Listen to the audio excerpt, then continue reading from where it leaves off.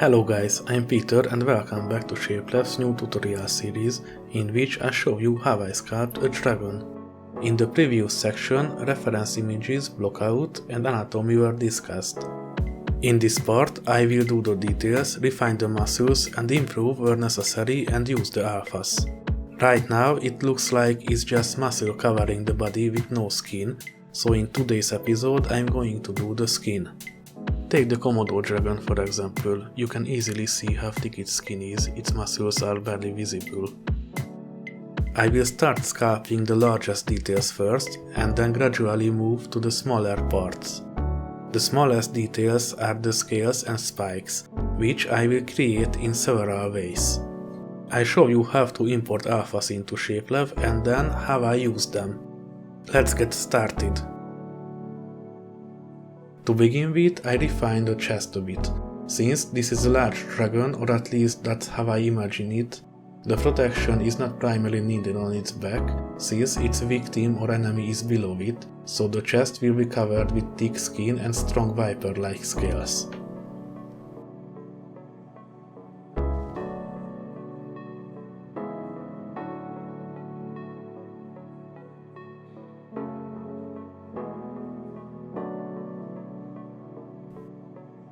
I use the tool with quick movements perpendicular to the direction of the muscle. It will create the effect of skin covering the muscle, and if I want the muscle to stick out more, I sculpt lengthwise, then refine it crosswise again.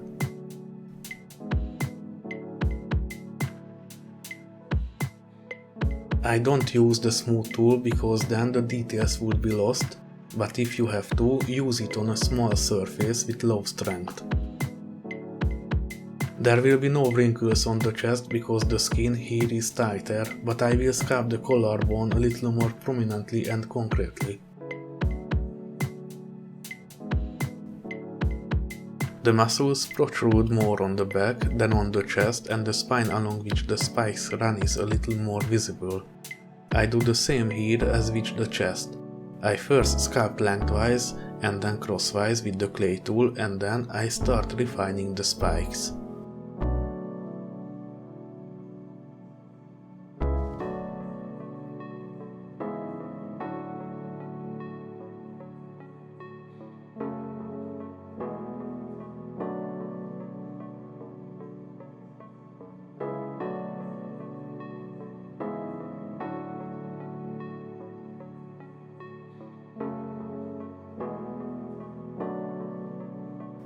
In the previous part, I simply created the spikes with the move tool, so it looks like they are under the skin and much more connected to the body. There are two more ways to do this, so now I'm going to remove them nicely with the smooth tool.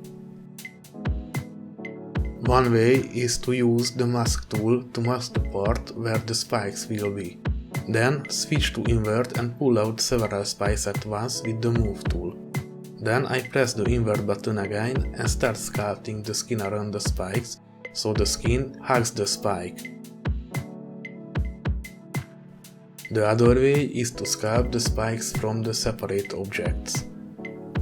To begin with, I make a sphere, then I create the shape with the move tool. Then I go a little bit with the clay tool, so that it is not completely smooth. And finally I pull out the edge with the pinch tool. Finally, I clone this and place the spikes along the spine, then align the skin around it as well.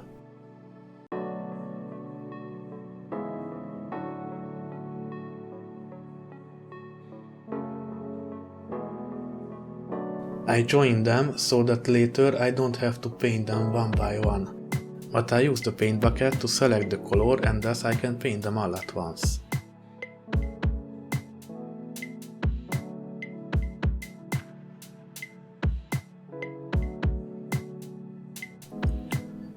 Now for the legs. Here at the joints, the skin is tighter on the outer band and more wrinkled on the inner band. And the junctions of the thigh and abdomen, the skin is membrane-like and more wrinkled. The easiest way to do this is with the standard tool, then at the end I refine it with the clay tool. I repeat the same on the thighs as on the chest and back.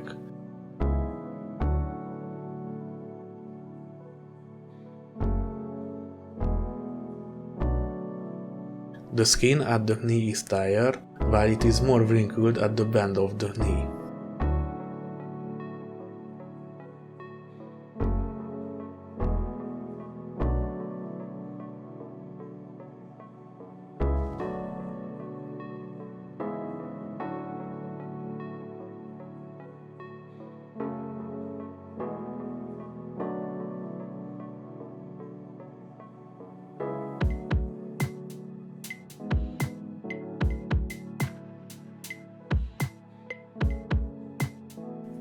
The front concave arch of the ankle also have wrinkles, and the rear convex part is thigh.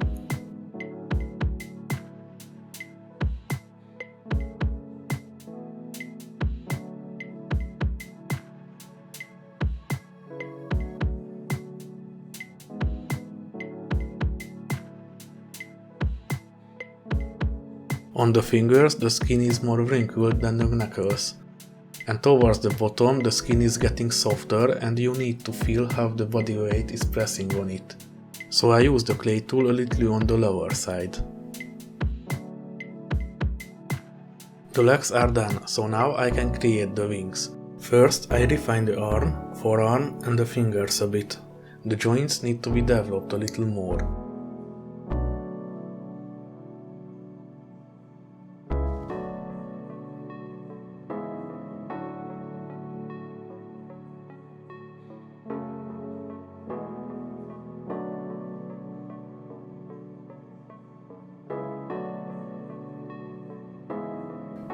The most problematic part is where the fingers connect to the forearm. Here I use the smooth tool a bit to simplify the shape.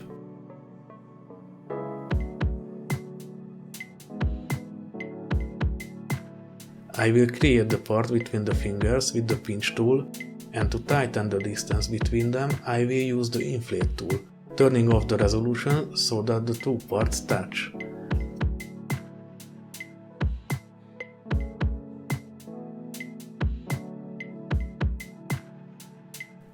Next comes the membrane, on which I make a few wrinkles. Since the wings are not exposed, the skin does not stretch. It doesn't hurt to look at the reference image of a bat sphinx for this. It can help a lot.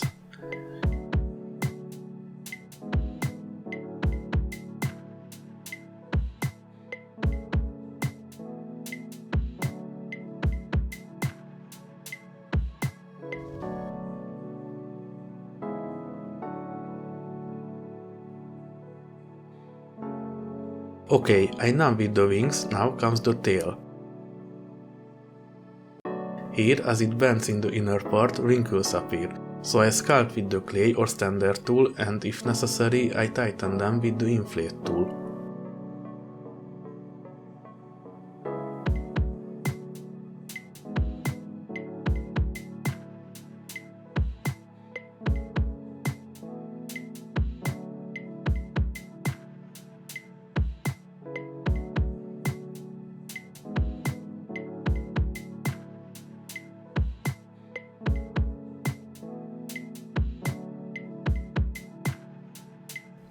At the junction of the belly and the tail, I make the skin much looser and more wrinkled. Finally, I make the spikes on the tail just like I did on the back.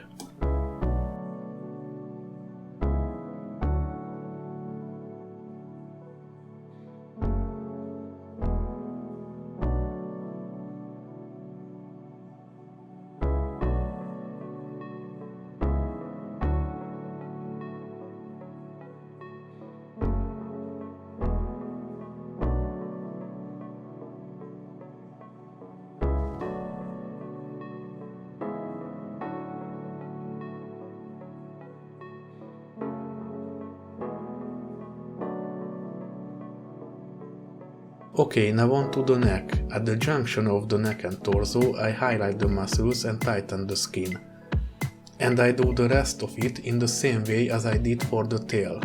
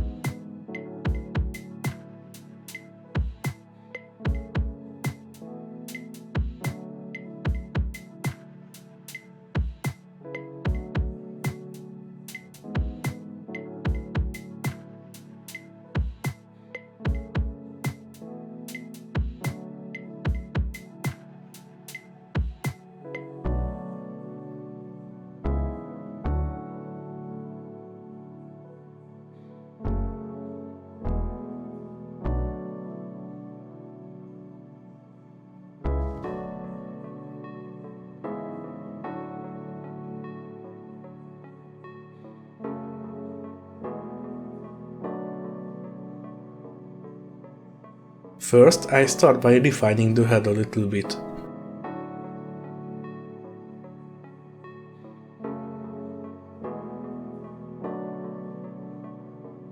Okay, now at the junction of the skull and the jaw, I will make the mouth a little longer, and then I will use a separate object to place such a membrane on both sides.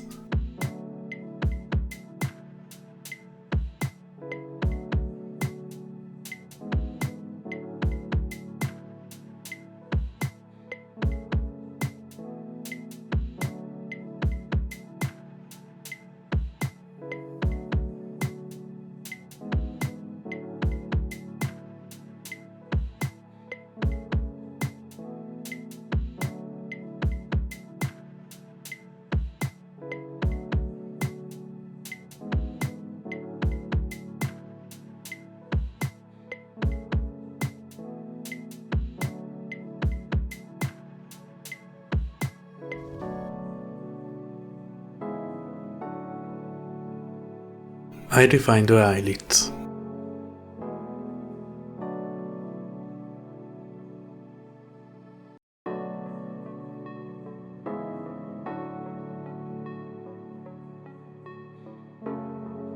When I'm done with that, I move on to the nostrils.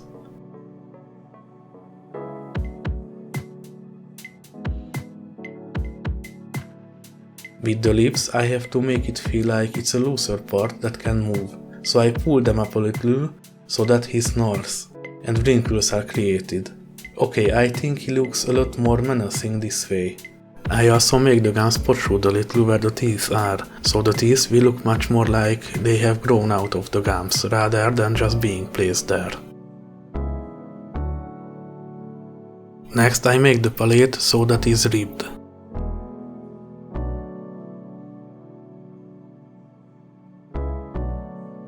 Finally, I do the part under the jaw where there is a loose flap of skin that is covered with wrinkles.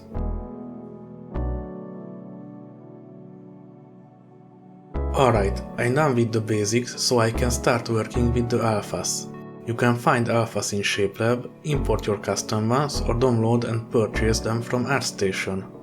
For the dragon, I use alphas that depict reptile skin textures.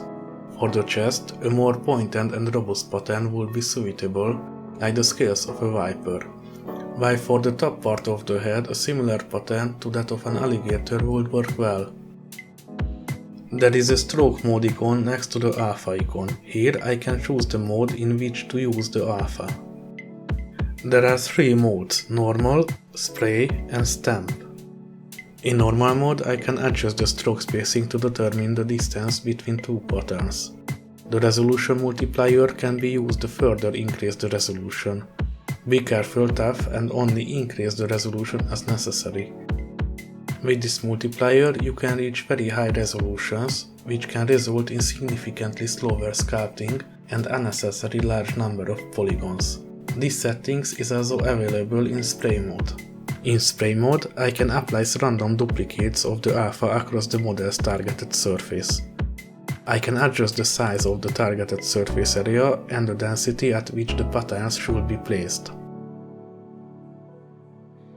In stamp mode, I can use the tool in stamp-like manner. Here I can increase the resolution as well. I select the stamp mode and the alpha I want to use, then I enable snap to surface and no build up. In the brush settings, I set the fall-off and resolution to maximum.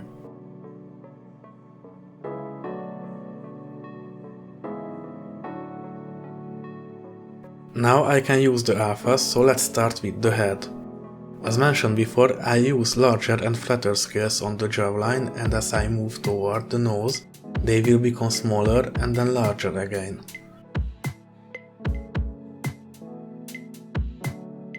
I will use larger elongated scales for the lips and then smaller scales above them.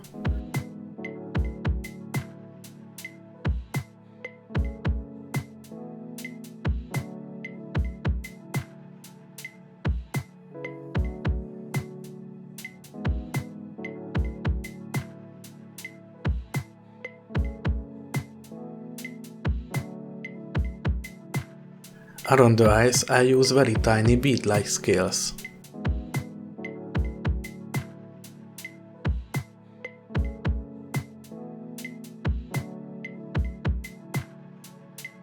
place larger alligator scales on the top of the head.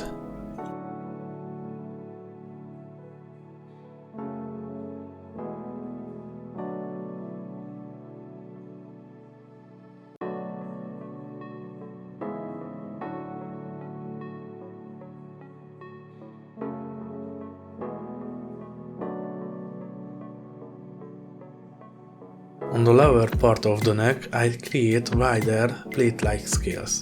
To do this, I switch to normal mode, set the stroke spacing to 0 and turn off no build-up. This way the pattern stands out more.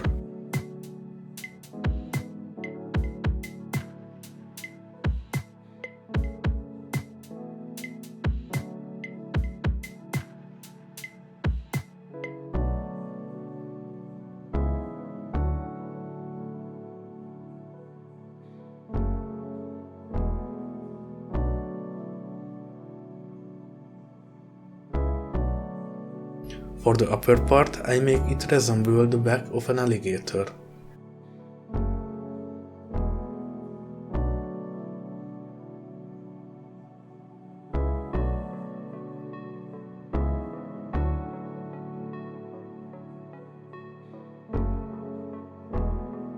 On the sides, I create a pattern reminiscent of rounder snake scales.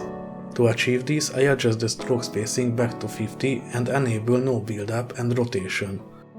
This way, I can place the pattern in a nice sequence following the contour of the neck.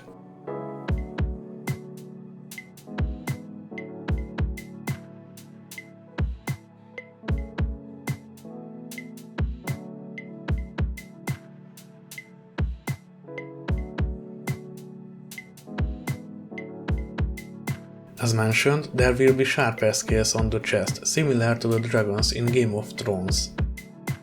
They will resemble an eagle's chest and they serve a purpose as they provide better protection for the chest.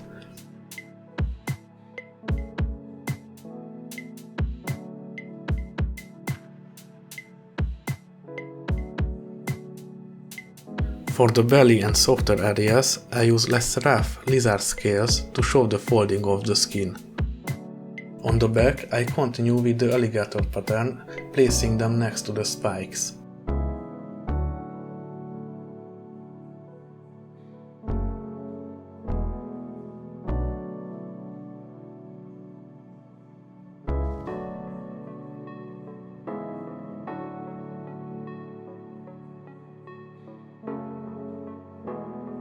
I've placed larger scales on the shoulder area, while the rest of the wings will have lizard scales.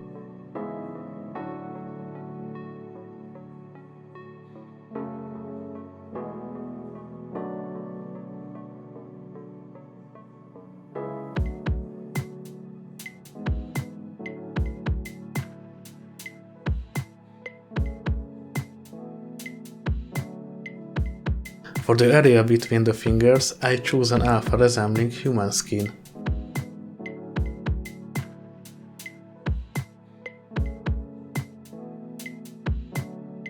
The legs will have a similar texture to the belly and wings.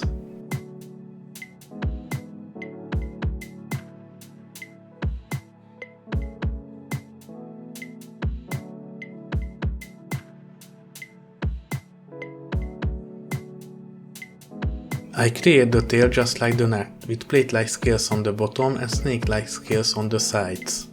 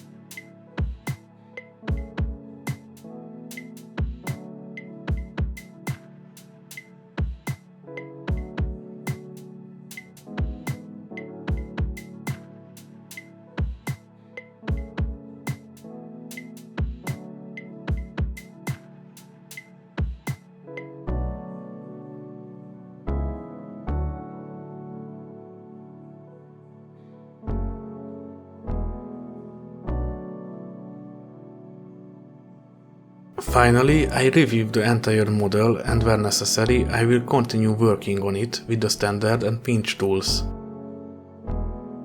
This way the pattern will be less repetitive if I highlight some scales more with the standard tool. I'm done with the alphas and we've come to the end of this part.